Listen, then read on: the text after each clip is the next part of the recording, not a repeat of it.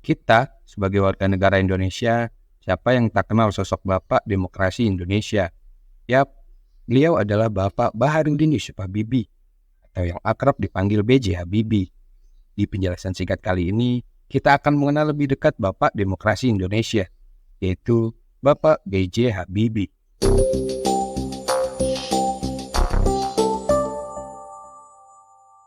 Baharudin Yusuf Habibie, sejak kecil, beliau telah menunjukkan ketertarikannya pada ilmu pengetahuan dan teknologi.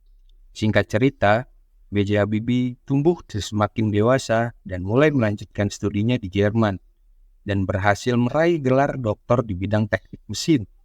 Setelah menyelesaikan pendidikannya, beliau bekerja di sebuah perusahaan penerbangan Jerman dan berhasil mencapai posisi yang cukup tinggi. Berkat kepintarannya yang membawa beliau ke puncak karirnya di industri penerbangan internasional. Pada tahun 1974, B.J. Habibie kembali ke Indonesia dan aktif berperan dalam mengembangkan industri pesawat terbang. Keterlibatannya di dunia penerbangan membuat diangkatnya sebagai Menteri Riset dan Teknologi pada masa pemerintahan Presiden Soeharto. Pada tahun 1998, B.J. Habibie menjadi Presiden Indonesia setelah Soeharto mengundurkan diri. Meskipun masa pemerintahannya singkat, beliau aktif mendorong reformasi politik dan ekonomi, serta membebaskan tahanan politik.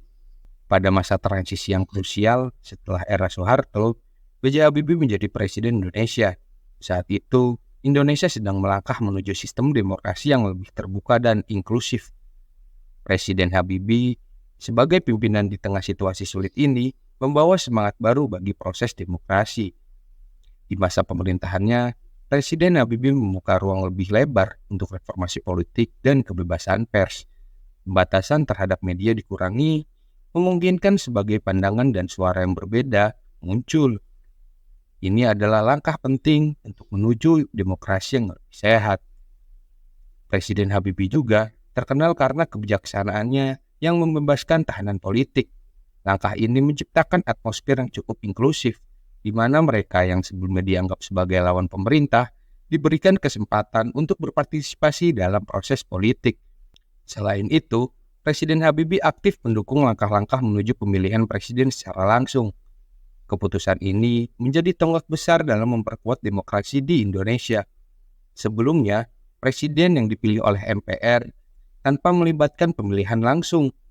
Secara keseluruhan, B.J. Habibie dianggap sebagai bapak demokrasi berkat perannya dalam membimbing Indonesia melalui masa transisi menuju pemerintahan yang baik, inklusif, dan demokratif. Warisannya masih terasa dalam nilai-nilai demokrasi yang kita nikmati saat ini. Itulah sebagian alasan mengapa Bapak B.J. Habibie dihormati sebagai Bapak Demokrasi Indonesia. Sekian video penjelasan singkat kali ini. Nantikan video penjelasan singkat selanjutnya.